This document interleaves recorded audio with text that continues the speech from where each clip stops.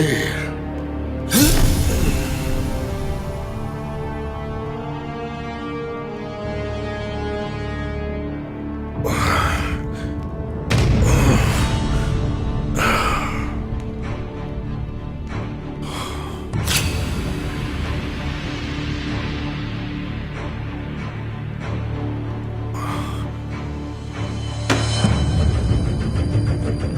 Kunduz भाई,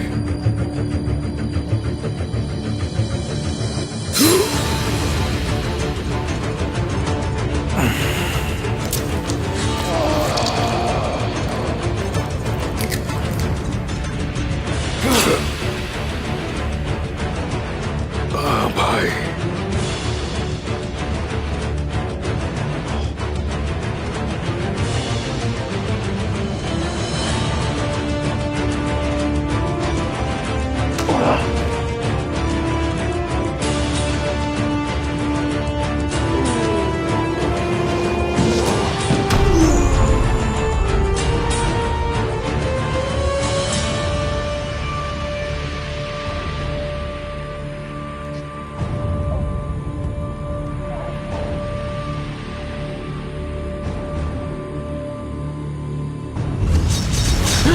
भाई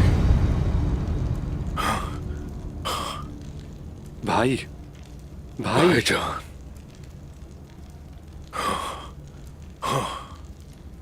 आप ठीक तो हैं भाई?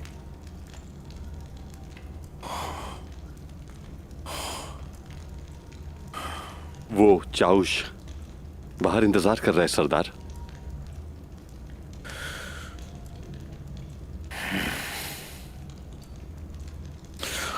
भाई